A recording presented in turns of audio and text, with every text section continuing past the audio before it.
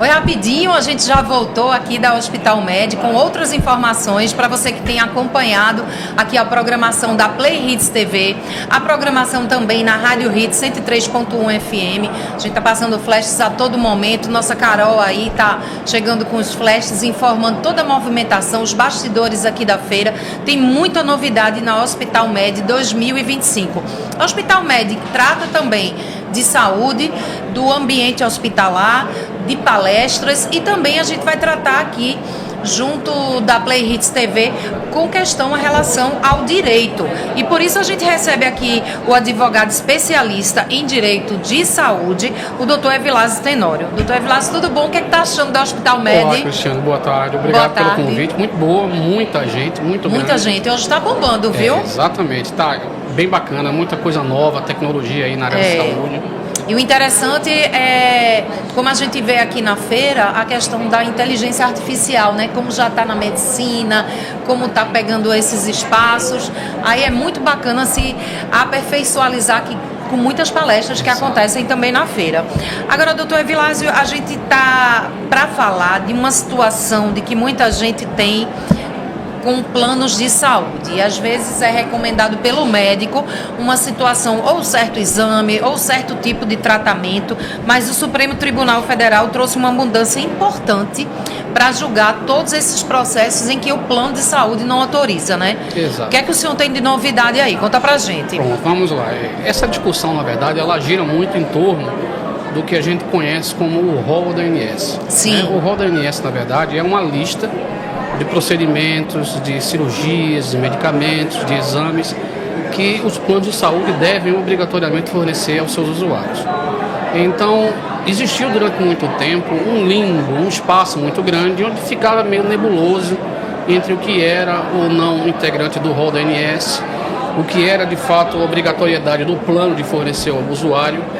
E em 2022 houve uma aprovação de uma lei que chama Lei do Rol Exemplificativo, que ela trouxe a interpretação de que o rol da ANS ele é um rol exemplificativo. O que significa isso? Que o rol que está lá na ANS, que é os procedimentos que já estão previstos, Sim, eles são o básico, eles são o mínimo de que o plano de saúde tem o dever de fornecer.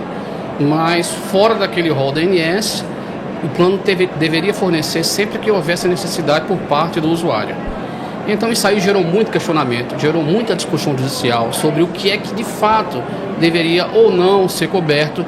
O fato dele ser exemplificativo não significaria necessariamente que todo e qualquer procedimento tivesse que ser fornecido, mesmo aquele que eventualmente não tivesse uma base científica ou que a própria operadora ela questionasse a validade e a eficácia daquele tratamento. Então houve uma ação onde se questionou se essa lei era ou não constitucional, e essa decisão aí do STF recente, que foi agora em setembro, ela veio para pacificar o entendimento, tá? Para uniformizar, porque de fato estava muito cheio de dúvidas, era um questionamento muito grande e não havia meio que muitos parâmetros para que o juiz ele pudesse decidir. Então o STF veio criando 5 parâmetros distintos para que a pessoa possa judicialmente conseguir que o plano de saúde seja obrigado a fornecer aquele determinado tratamento, né? E aí a gente vai para o questionamento ou a dúvida de que muitos profissionais da área eles entendem de que essa mudança ela acabou sendo um pouco prejudicial ao usuário, porque ela criou algumas restrições, né? Que tipo de restrição seria uma mais básica para a gente poder entender? Foram 5 requisitos que o STF estabeleceu. Que a partir de agora, todo juiz, na hora que for analisar um processo que um usuário questiona o fornecimento de um determinado procedimento ou medicamento, ele deve analisar. Primeiro ponto, ele deve analisar se aquele tratamento ele foi prescrito por um médico ou por um dentista especializado na área. É o primeiro ponto. Certo. Não pode ser qualquer profissional, tem que ser um profissional habilitado para aquele tipo de atendimento. O segundo ponto é que aquele procedimento, aquele medicamento, aquele exame, ele não pode estar em processo de análise ou ele não pode ter sido rejeitado pela ANS para incorporação no rol. Entendi. Tá? Então, tem que ser na prática um procedimento novo, que ainda não tenha sido analisado e rejeitado pelo órgão. Aí você poderia judicializar para questionar o fornecimento desse procedimento.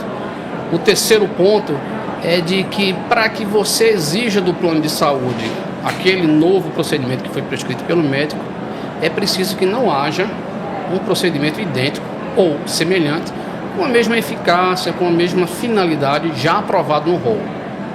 O quarto ponto é que esse procedimento, esse medicamento, esse tratamento, ele precisa ter uma eficácia garantida por estudos científicos de entidades renomadas internacionalmente que possam comprovar que aquilo ali de fato é eficaz. Não se trata de um tratamento experimental, é algo de fato importante para o usuário. E o último ponto é que esse procedimento ele precisa ter sido aprovado pela Anvisa. Não pode ser uma coisa que surgiu e você já vai pedir para que seja fornecido pelo plano. Esses requisitos realmente são pontos estratégicos e que realmente um cliente precisa de um apoio de um advogado, né? Isso. Porque fica bastante complicado, até mesmo quando se nega certo tipo de tratamento, certo tipo de exame, o usuário de um plano de saúde, ele fica muitas vezes perdido. Então, com um advogado, ele tem todo essa ajuda e toda a noção para onde correr, né? Exato. Mais do que nunca agora, ele precisa de um advogado especialista na área, né? Alguém que entenda, né, consiga enquadrar e demonstrar na justiça que ela atende aquele procedimento, aquele medicamento, aquele tratamento, atende esses requisitos do STF para que ele possa ser exigido pelo plano de saúde. É uma expertise que tem que ir até a justiça. Exatamente. Então o usuário ele tem que entender que o STF ele decidiu de que essa lei ela permite, né, que sejam fornecidos novos procedimentos, novos medicamentos que não estejam ainda incorporados no rol do ANS, mas exigem alguns requisitos específicos que, na prática, realmente vai dificultar um pouco o fornecimento de novos tratamentos, mas não vai impedir.